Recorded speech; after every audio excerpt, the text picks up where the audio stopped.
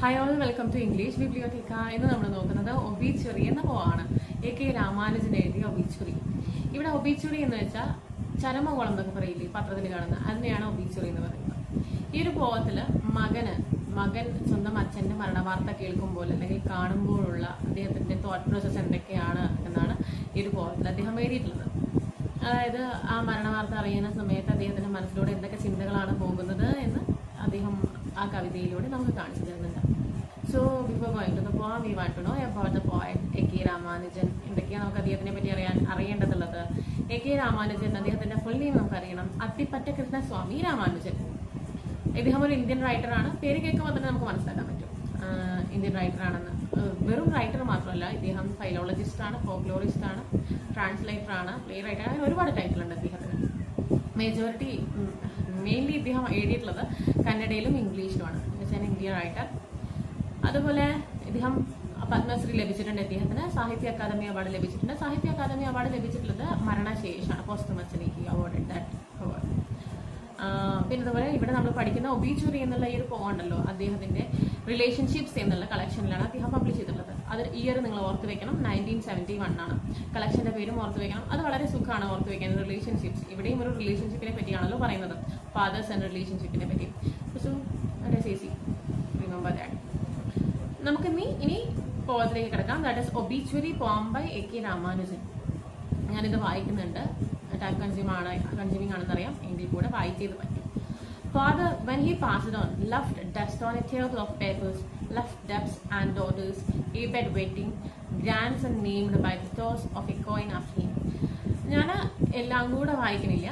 First stance വായിക്കും, അതിന്റെ summary എന്ന് പറയും. ദാറ്റ്സ് ഓൾ, അത്രേ ഉള്ളൂ. അപ്പൊ നമുക്ക് ഫസ്റ്റ് സ്റ്റാൻസ് നോക്കാം. ഫസ്റ്റ് സ്റ്റാൻസിൽ അദ്ദേഹം അഡ്രസ് ചെയ്യുന്നത് ഫാദർ, അഡ്രസ് ചെയ്യല്ല, അദ്ദേഹം പറയാ, മീൻസ് അദ്ദേഹം പറയുന്നത് പാസ്ഡ് ഓൺ. നമുക്കിവിടെ കാണാൻ പറ്റുന്ന ഒരു കാര്യമുണ്ട്. അച്ഛൻ അദ്ദേഹം മരിച്ചു കഴിഞ്ഞപ്പോൾ എന്നാണ് അദ്ദേഹം ആദ്യം തുടങ്ങുന്നത്. അപ്പോൾ നമ്മൾ സാധാരണ ഉപയോഗിക്കുന്ന ഫേസിൽ പറയുമ്പോൾ ദാറ്റ് ഇസ് പാസ്ഡ് എവേ എന്നുള്ളതാണ്, അല്ലെ, മരിച്ചു പോയി എന്നൊക്കെ പറയാൻ വേണ്ടിയിട്ട്. പക്ഷെ ഇവിടെ അദ്ദേഹം ഇന്റൻഷനലി അദ്ദേഹം ഉപയോഗിക്കുന്ന ഒരു വാക്കാണ്, phrasal verb, that is passed on. അതെന്തിനാ അദ്ദേഹം അത് ഉപയോഗിച്ചത് നമുക്ക് നോക്കാം. അച്ഛൻ അദ്ദേഹം മരിച്ചു പോയപ്പോൾ left dust on a table of papers.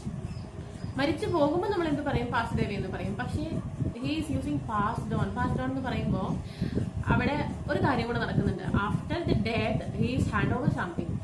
ഇവിടെ ഇദ്ദേഹത്തിന്, ആരാണോ പോയിട്ട്, അദ്ദേഹത്തിന് എന്ത് ചെയ്യുന്നുണ്ട്? എന്തോ ഒന്ന് നൽകിയിട്ടാണ് പോകുന്നത്. ആ നൽകിയത് എന്താ നോക്കാം. Left dust on a table of papers, left debts and daughters, a bed waiting grandson named by the toss of a coin after him. എന്താ നിങ്ങൾക്ക് മനസ്സിലായി? ഇവിടെ പറയുന്നത് ഇത്രയേ ഉള്ളൂ. കുറച്ച് ഡസ്റ്റ്, ടേബിളിൽ കുറച്ച് ഡസ്റ്റ് പേപ്പേഴ്സ് ഉണ്ട്, അതുപോലെ കുറച്ച് ഡെപ്റ്റ്സ് ഉണ്ട്, കുറച്ച് കടങ്ങളുണ്ട്, കുറച്ച് മക്കളുണ്ട്. മക്കൾ എന്ന് പറയുമ്പോൾ പ്രത്യേകിച്ച് എടുത്ത് പറയുന്നു, അവിടെ ചിൽഡ്രൻ എന്നല്ല പറഞ്ഞിട്ടുള്ളത്, ഡോട്ടേഴ്സ് എന്ന് പ്രത്യേകം പറഞ്ഞിട്ടുണ്ട്. അപ്പോൾ പ്രാരാബ്ധമാണ് കൂടുതലായിട്ട് കൊടുത്തിട്ടുള്ളത് എന്ന് കാണിക്കാൻ വേണ്ടി അവിടെ പ്രത്യേകം എടുത്ത് കാണിക്കുന്നത് കണ്ടില്ലേ? Debts and daughters. Alliteration D എന്നുള്ള റെപ്പിറ്റേഷൻ ആണോ ആ കൺസണന്റ് വരുന്നില്ലേ? അപ്പോൾ അവിടെ എന്താണ് അലിട്രേഷൻ കൂടിയാണ്. ആ അലിട്രേഷനിലൂടെ അദ്ദേഹം എന്ത് കാണിക്കുകയാണ്? കടം പോലെ തന്നെ പ്രാധാന്യമുള്ള, അല്ലെങ്കിൽ കടം പോലെ തന്നെ പ്രാരാബ്ധമായിട്ടുള്ള ഒന്ന് തന്നെയാണ് മകൾ അല്ലെങ്കിൽ പെൺകുട്ടികൾ എന്നുള്ളത്. അതും തന്നിട്ട് പോയിരിക്കുന്നു. ദെൻ അടുത്തത് എന്താണ് കൊടുത്തിരിക്കുന്നത്? A bed waiting grandson named by the toss of a coin after him. അതായത് ഇവരെ മാത്രമല്ല, ഒരു ഗ്രാൻഡ് സണ്ണിനെ കൂടെ കൈമാറിയിട്ട് പോയിട്ടുണ്ട്. ഗ്രാൻഡ് സണ്ണിന്റെ പേരെന്താണ്? അത് ഏകദേശം ഈ പറയുന്ന ഇദ്ദേഹത്തിന്റെ പേര് തന്നെയാണ്. നമ്മൾ ശ്രദ്ധിച്ചിട്ടില്ലേ? നമ്മളുടെ മുത്തച്ഛന്റെ പേരും അതുപോലെ അവരുടെയൊക്കെ മുത്തച്ഛന്റെയൊക്കെ പേര് മക്കൾക്ക്, പേരക്കുട്ടികൾക്ക് ഉള്ളത്, അതേപോലെ ആ പേരും കൊടുത്തിട്ടാണ് പോയിരിക്കുന്നത്. ആള് മീൻസ് മരിച്ചു പോയിരിക്കുന്നത് എന്നാണ് പോയിട്ട് ഉദ്ദേശിക്കുന്നത്. ദെൻ അടുത്ത stanza, a house that leaned slowly through our growing years on a bent coconut tree in the yard. Being the burning type, he burned properly at a cremation. ഇവിടെ പറയുന്ന ഇനി അദ്ദേഹം വെല്ലെ എങ്ങോട്ട് വരാണ്? ഹൗസിലേക്ക് വരാണ്. അദ്ദേഹത്തിന്റെ വീട് എങ്ങനെയാണ്? അപ്പൊ നേരത്തെ കടത്തിന്റെ കാര്യം പറഞ്ഞു, പെൺകുട്ടികളുടെ കാര്യം പറഞ്ഞു, ഗ്രാൻഡ് സണ്ണിന്റെ കാര്യം പറഞ്ഞു. ഇനി ഇദ്ദേഹം പോകുന്നത് എങ്ങനെയാണ്? എന്റെ വീട് നിങ്ങൾക്ക് അറിയോ? മീൻസ് എന്റെ വീട് എങ്ങനെയാണ്? ഇപ്പോൾ ഇദ്ദേഹം തന്നിട്ട് പോയിട്ടുള്ള വീട് എങ്ങനെയാണെന്ന് അറിയോ? That is leaned.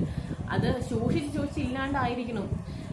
പിന്നെ അതിന്റെ അടുത്ത് തന്നെയായിട്ട് എന്തുണ്ടാവുന്നുണ്ട്? ഒരു കോക്കനട്ട് ട്രീ ഉണ്ടാവുന്നുണ്ട്. That is bending towards the house.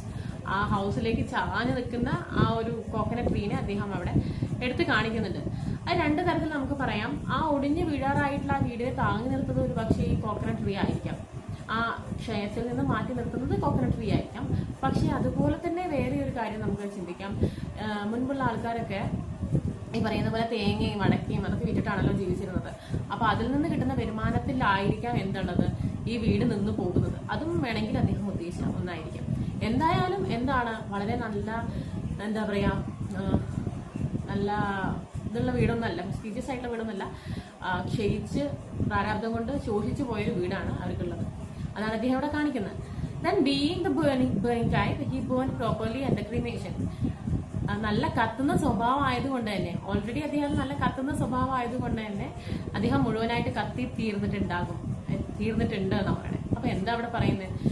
ഒന്നുമില്ലെങ്കിൽ ഇദ്ദേഹം ഈ ഒരു അച്ഛൻ എന്ന് പറയുന്ന ഈ ഒരു ക്യാരക്ടർ എന്താ പറയുക, ഷോർട്ട് ടെമ്പേർഡ് ആയിരിക്കും, പെട്ടെന്ന് ദേഷ്യപ്പെടുന്ന കൂട്ടക്കാരനായിരിക്കാം, അല്ലെങ്കിൽ എന്തിനും എടുത്തോ പിടിച്ചോ എന്നുള്ള സ്വഭാവക്കാരനായിരിക്കാം. അതായിരിക്കും അദ്ദേഹം ഇതിൽ പറയുന്ന ഈ ഒരു ബീയിങ് ദ ബേണിംഗ് ടൈപ്പ്. ഇദ്ദേഹം കത്തുന്ന ആളായത് കൊണ്ട് തന്നെ വേഗം കത്തിത്തീർന്നു എന്ന് പറയുമ്പോൾ ഇവിടെ ബേൺ ചെയ്തിരിക്കുകയാണ്. ക്രിമേഷൻ പറഞ്ഞു കഴിഞ്ഞാൽ നമ്മൾ എന്താ പറയാ, ദഹിപ്പിക്കില്ലേ, ആ ദഹിപ്പിച്ചിരിക്കുകയാണ്. അതുകൊണ്ട് തന്നെ മുഴുവനായിട്ട് ദഹിച്ചിരിക്കുന്നു എന്ന് പറയാം. അപ്പോൾ ഇതിന്റെ അർത്ഥം എന്താണ്? അച്ഛന്റെ ദഹനം കഴിഞ്ഞിരിക്കുന്നു, മീൻസ് ഡൈജഷൻ അല്ല, ആ ഒരു മുഴുവനായിട്ട് ആ ഡെഡ് ബോഡി കത്തിത്തീർന്നിരിക്കുന്നു എന്നാണ് ഇവിടെ കാണിക്കുന്നത്, ഇൻഡിക്കേറ്റ് ചെയ്യുന്നത് അതാണ്. ഇതിനടുത്തത് as before easily and at both ends left his eye coins in the ashes that did not look one bit different. Several spinal discs struck, some burned to coal for suns. നേരത്തെ ആദ്യം നമ്മൾ ഇദ്ദേഹം മരിച്ച വാർത്ത നമ്മൾ അറിഞ്ഞു. അതിനുശേഷം ഇദ്ദേഹം മെല്ലെ അദ്ദേഹത്തിന്റെ വീട്ടിലേക്ക് പോയി. എന്താണ് വീടിന്റെ അവസ്ഥ എന്ന് കാണിച്ചു തന്നു. ഇനി അദ്ദേഹം അടുത്ത സ്റ്റാൻസയിൽ മെല്ലെ എങ്ങോട്ട് പോരുകയാണ്? ആ ഒരു ദഹിപ്പിച്ച ആ ഒരു സ്ഥലം, അല്ലെങ്കിൽ ആ ഒരു ബേൺ ചെയ്ത ക്രിമേഷൻ കഴിഞ്ഞ ആ ഒരു സ്ഥലത്തേക്ക്, ആ ചെറിയൊരു സ്പേസിലേക്ക് നമ്മളെ കൊണ്ടുപോകണം. എന്നിട്ട് കാണിച്ചതിനാണ് എന്താണ് അവിടെ നടന്നിട്ടുള്ളത്. അദ്ദേഹം നേരത്തെ ആ ഒരു പറഞ്ഞ ക്രിമേഷന്റെ കണ്ടിന്യൂസ് ലൈൻസ്, ആ 2 ലൈൻസിൽ കാണുന്നത്. As before easily at both ends എന്ന് പറയുമ്പോൾ രണ്ടും പാദവും ശിരസും എല്ലാം നന്നായി കത്തി അമർന്നിട്ടുണ്ട്. ലെഫ്റ്റ് ഹിസ് ഐ കോയിൻസ്, അദ്ദേഹത്തിന്റെ കണ്ണിൽ ഇത് വെക്കുമല്ലോ, കോയിൻസ് വെക്കും, കണ്ണടച്ചിട്ടതിന്റെ മേലെ കോയിൻസ് വെക്കും. ആ കോയിൻസ് മാത്രം ലെഫ്റ്റ് ബിഹൈൻഡ്, അവിടെ അത് മാത്രമേ എന്തുള്ളൂ, ശേഷിച്ചിട്ടുള്ളൂ. ബാക്കി എല്ലാം എന്ത് ചെയ്തിരുന്നു? ആഷസ് ആയി മാറിയിരിക്കുന്നു. അപ്പോൾ ഇവിടെ 2-3 തരത്തിൽ നമുക്കിതിൽ ഇന്റർപ്രിട്ടേഷൻ എടുക്കാൻ പറ്റും. അപ്പോൾ നേരത്തെ ഞാൻ 2 കാര്യം പറഞ്ഞു. എന്ത്, അദ്ദേഹം ബേണിംഗ് ടൈപ്പ് ആയതുകൊണ്ടായിരിക്കാം, അല്ലെങ്കിൽ അദ്ദേഹം അത്രയും പട്ടിണി കൊണ്ട്, ദാരിദ്ര്യം കൊണ്ട് തീരെ അത്രയും എന്താ പറയാ, വെറും സ്കെൽറ്റൻ മാത്രമായിട്ടായിരിക്കും അത് പറയുന്നത്. പിന്നെ അതല്ലാതെ വേറൊരു തരത്തിൽ ഇവിടെ പറയുന്നുണ്ട്, ശ്രദ്ധിച്ചോളൂ. ലെഫ്റ്റ് ഹിസ് ഐ കോയിൻസ്, അദ്ദേഹം ജീവിച്ചിരിക്കുമ്പോൾ അദ്ദേഹത്തിന്റെ സ്വഭാവം വെറും കോയിൻസിലോട്ട് മാത്രം, അല്ലെങ്കിൽ കറൻസിയിൽ എന്താണ് പണം എന്ന് മാത്രം ചിന്തിച്ചിരുന്ന ആ ഒരു മനുഷ്യൻ മരിച്ചതിന് ശേഷം എന്താണ് വെറും ഇവിടെ ഇട്ട് പോയത്, മീൻസ് അത് മാത്രം എന്ത് ചെയ്തില്ല, അതും കൂടെ ഇദ്ദേഹത്തിന്റെ കൂടെ പോയിട്ടില്ല. എന്തിന്റെ പിന്നാലെയാണോ അദ്ദേഹം നടന്നത്, അത് കൂടെ ഇദ്ദേഹത്തിന്റെ കൂടെ പോയിട്ടില്ല. അദ്ദേഹത്തിന്റെ ശരീരം മാത്രം എന്ത് ചെയ്തു, മൊത്തം ആഷസ് ആയി മാറി. പക്ഷെ ആ ഐ കോയിൻസ് എന്തുണ്ട്, ആ കണ്ണിൽ ഇപ്പോഴും ഉണ്ട് അതേപോലെ, അതിനൊരു മാറ്റം വന്നിട്ടില്ല. Several spinal disc rough, some burn to coal. അതായത് അദ്ദേഹത്തിന്റെ ശരീരത്തിലുള്ള ആ ഒരു സ്കെലറ്റൻസിനെയാണ് പറയുന്നത്. അത് മൊത്തം എന്തായി മാറിയിരിക്കുന്നു, ആഷസ് ആയി മാറിയിരിക്കുന്നു. ഫോർ സൺസ്, ആർക്ക് വേണ്ടിയിട്ടാണ് അത് ആഷസ് ആയി മാറിയിരിക്കുന്നത്? മക്കൾക്ക് വേണ്ടിയിട്ട്, പ്രത്യേകിച്ച് സൺസിനാണ്, ഡോട്ടേഴ്സിനല്ല. ഡോട്ടേഴ്സിനെ അദ്ദേഹം വിട്ടു പോയിട്ടുണ്ട്, പക്ഷെ ഡോട്ടേഴ്സിന് വേണ്ടിയിട്ടുള്ളതല്ല ashes, that only for sons. അടുത്ത stanza, to pick gingerly and throw as the priest set facing east over 3 rivers back near the railway station. No long-standing headstone with his full name and 2 dates. ഇവിടെ പറയുന്നത് എന്താ, ആ ഒരു ഇതിന്റെ കാര്യം പറഞ്ഞു, എന്താ കോളിന്റെ കാര്യം പറഞ്ഞു. ഇദ്ദേഹത്തിന്റെ സ്കെലിറ്റൻ മുഴുവൻ കത്തി അമർന്ന് ആഷസ് ആയി മാറിയിട്ടുണ്ട്. അത് ആർക്ക് വേണ്ടിയിട്ടാണ് ലെഫ്റ്റ് ചെയ്തിരിക്കുന്നത്? Four sons. ആ സൺസ് അതിനെടുത്തിട്ട് എന്ത് ചെയ്യണം? പ്രീസ്റ്റ് എന്താണോ, പ്രീസ്റ്റ് പറഞ്ഞു കഴിഞ്ഞാൽ നമുക്ക് ഈ ക്രിയകളൊക്കെ ചെയ്യില്ല. ആ ക്രിയകളൊക്കെ ചെയ്യുന്ന സമയത്ത് നമുക്ക് പറഞ്ഞു തരുന്ന ആളെയാണ് ഇവിടെ പ്രീസ്റ്റ് എന്ന് ഉദ്ദേശിക്കുന്നത്. അവർ പറയുന്നത് പോലെ എന്ത് ചെയ്യണം? ഇതൊക്കെ പെറുക്കിയെടുക്കണം. ഇതൊക്കെ പെറുക്കിയെടുത്തിട്ട് എവിടെയാണോ ആ ഒരു ത്രിവേണി സംഗമം, മീൻസ് 3 റിവേഴ്സ് കൂടി ചേർന്നത്, അതൊരു റെയിൽവേ സ്റ്റേഷന്റെ അടുത്താന്ന് പറയുന്നുണ്ട്, ഫേസിങ് ഈസ്റ്റ്, കിഴക്കോട്ട് തിരിഞ്ഞ്, അത് അവിടെ പോയിട്ട് നിമഞ്ജനം ചെയ്യണം. അതിന് വേണ്ടിയിട്ടാണ് ഈ ഒരു ആഷസ് ഉള്ളത്.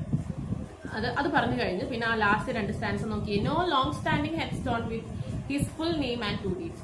നിങ്ങൾ ശ്രദ്ധിച്ചിട്ടുണ്ടോ? ഈ മറ്റേ സെമിത്തേരിയിലൊക്കെ നമുക്ക് കാണാൻ പറ്റും, ഒരു ഹെഡ് സ്റ്റോൺ കാണാൻ പറ്റും. ആ ഹെഡ് സ്റ്റോണിൽ എന്ത് എഴുതിയിട്ടുണ്ടായിരിക്കും? എന്നാണ് ജനിച്ചത് എന്ന് എഴുതിയിട്ടുണ്ടാവും, എന്നാ മരിച്ചത് എന്ന് എഴുതിയിട്ടുണ്ടായിരിക്കും. അതുപോലെ അവരുടെ പേര് എഴുതിയിട്ടുണ്ടായിരിക്കും, അവരുടെ അഡ്രസ്സും എഴുതിയിട്ടുണ്ടാവും. പക്ഷെ ഇവിടെ എന്തില്ല എന്നാ പറയുന്നത്? No long standing headstone. ഇവിടെ ഇദ്ദേഹത്തിന്, ഈ ഒരു അച്ഛന് അങ്ങനെയുള്ള ഒരു സംഭവവും ഇല്ല, ഒരു ഹെഡ് സ്റ്റോണും ഇല്ല, അതെന്തില്ല, ഫുൾ നെയിമും ഇല്ല, 2 dateസും ഇല്ല, ഒന്നുമില്ല. കാരണം എന്താ? ഇദ്ദേഹത്തിനെ ക്രിമേറ്റ് ചെയ്തിരിക്കുകയാണ് ചെയ്യുന്നത്. എന്താ പറയുന്നത്, ഫുള്ളി ബേൺഡ് ആയിട്ടിരിക്കണം. അതുകൊണ്ട് അവിടെ എന്തില്ല, ഹെഡ് സ്റ്റോൺ ഇല്ല.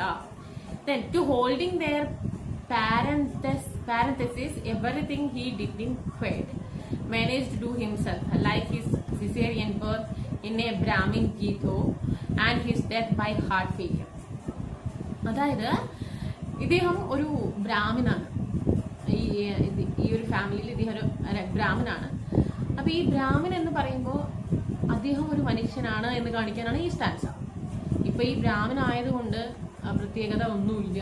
ആസ് യൂഷ്വൽ എങ്ങനെയാണോ മനുഷ്യന്മാർ ജീവിച്ചിരുന്നത് അതേപോലെ തന്നെയായിരുന്നു അദ്ദേഹം ജീവിച്ചത്. അതായത് അദ്ദേഹം ഒറ്റയ്ക്കായിരുന്നു എല്ലാ കാര്യങ്ങളും മാനേജ് ചെയ്തിരുന്നത്.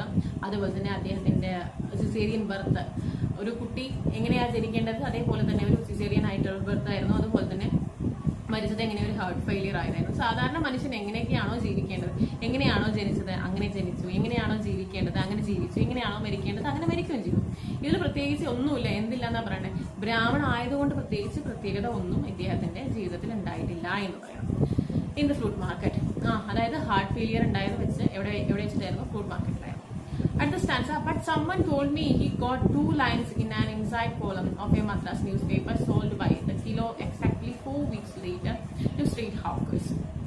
അതായത് ഇവിടെ പോയിട്ട് പറയുന്നത് ഈ ഒരു വാർത്ത അറിഞ്ഞത് എങ്ങനെയാണ്, ഒരു ഇദ്ദേഹത്തിന്റെ വേറൊരു ചങ്ങാതിയോ അല്ലെങ്കിൽ ഇദ്ദേഹത്തിന്റെ പരിചയക്കാരനോ ആരോ പറഞ്ഞിട്ടാണ് അദ്ദേഹം അറിയുന്നത്. എങ്ങനെയത് അറിയാൻ കാരണം, അദ്ദേഹം പൊതിഞ്ഞു കൊണ്ടുവന്നു കഴിഞ്ഞാൽ എന്തോ ഒരു സംഭവം പൊതിഞ്ഞു കൊണ്ടുവന്നിട്ടുണ്ടായിരുന്നു. ആ പൊതിഞ്ഞു കൊണ്ടുവന്ന ന്യൂസ് പേപ്പറിൽ കണ്ട ആ ഒരു ഒബീച്വറി പേപ്പറിന്റെ ആ കോളം കണ്ടിട്ടാണ് അദ്ദേഹത്തിന് മനസ്സിലായി അച്ഛൻ മരിച്ചിരിക്കുന്നു. അത് അറിഞ്ഞത് എപ്പോഴാണ്, 4 weeks later, 4 ആഴ്ചയ്ക്ക് ശേഷമാണ് അത് അറിഞ്ഞിട്ടുള്ളത്. Then അടുത്തത്, who sell it in turn to the small groceries where I buy salt, coriander and jaggery, newspaper corns that usually read. അപ്പൊ ഇവിടെ ഉദ്ദേശിക്കുന്നത് അത്രയും ദാരിദ്ര്യമായിരുന്നു. കാരണം അദ്ദേഹത്തിന് ന്യൂസ് പേപ്പർ പോലും ഇതാക്കാനുള്ള ഒരു സാമ്പത്തികാവസ്ഥ ഉണ്ടായിരുന്നില്ല.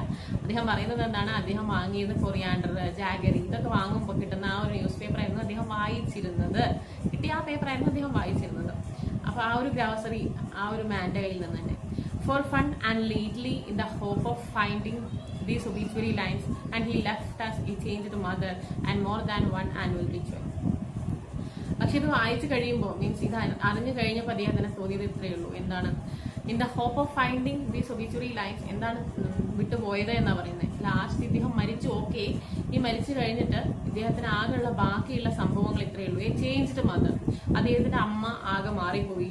അതുപോലെ തന്നെ അത് മാത്രമല്ല, പിന്നെ കിട്ടിയ ഒരു എക്സ്ട്രാ ഒരു ബോണസ് എന്ന് പറയുമ്പോൾ 1 annual ritual. അതായത് റിച്വൽ അത് പറഞ്ഞു കഴിഞ്ഞാൽ നമ്മൾ ഒരു കർമ്മം ചെയ്യാന്നൊക്കെ പറയും. ഓരോ വർഷത്തിലും അതിനെന്തോ ഒരു വാക്ക് പറയും മലയാളത്തില്, ബലി കൊടുക്കല അങ്ങനെ. അതായത് ഓരോ ശ്രാദ്ധം കഴിക്കുക. ഓരോ വർഷവും ഇവർക്ക് വേണ്ടിയിട്ട് ഇവർക്ക് അവിടെ ജീവിതം ഉണ്ട്, അപ്പോൾ ഇവർക്ക് വേണ്ടത് നമ്മൾ ഇവിടുന്ന് കൊടുക്കണം. അങ്ങനെ ഓരോ വർഷത്തിലും ഒരു ആനുവൽ റിച്വലും അതേപോലെ ഒരു ചേഞ്ചിന് മദറിനെയും ബാക്കി വെച്ചിട്ടാണ് ആര് പോയത്, അച്ഛൻ പോയത് എന്നാണ് ഇവിടെ എ കെ രാമാനുജൻ പറഞ്ഞു വെക്കുന്നത്. ഇതാണ് ഇതിൽ പറയുന്ന. ഇതിലൊരിക്കലും നമുക്ക് പറയാൻ പറ്റുമോ ഫാദർ സൺ അത്രയും നല്ല റിലേഷൻഷിപ്പ് ആയിരുന്നു എന്ന് നമുക്ക് പറയാൻ പറ്റില്ല. അദ്ദേഹത്തിന് സങ്കടത്തിന്റെ രീതിയിലല്ല അദ്ദേഹം ഇതിൽ എഴുതിയിട്ടുള്ളത്. ഇത് ഫുള്ള് എഴുതിയിട്ടുള്ളത് എ കൈൻഡ് ഓഫ് ബ്ലെയിമിങ്, ഒരു ഫുള്ള് ബ്ലെയിം ചെയ്യാണ് അദ്ദേഹത്തിന് അച്ഛനെ. ജീവിച്ചിരിക്കുമ്പോഴും അതേപോലെ തന്നെ മരണശേഷവും അദ്ദേഹത്തിന് പ്രത്യേകിച്ച് ആ ഒരു ഇന്റിമസി ഒന്നും നമുക്ക് ഫീൽ ചെയ്യാൻ പറ്റുന്നില്ല. അപ്പൊ ഇത്രയാണ് ഒബീച്വറി എന്നുള്ള പോം. സമ്മറി മാത്രമേ പറഞ്ഞിട്ടുള്ളത്. പോയറി ഡിവൈസിനൊക്കെ വേണ്ടിയിട്ട് വേറൊരു വീഡിയോ ചെയ്യാമെന്ന് കരുതുന്നു. അടുത്ത വീഡിയോയിൽ ഏതെങ്കിലും ഒരു പോം, ഏതെങ്കിലും ഒരു പ്രോസായിട്ട് ഞാൻ വരാൻ ശ്രമിക്കാം. Children bye, take care.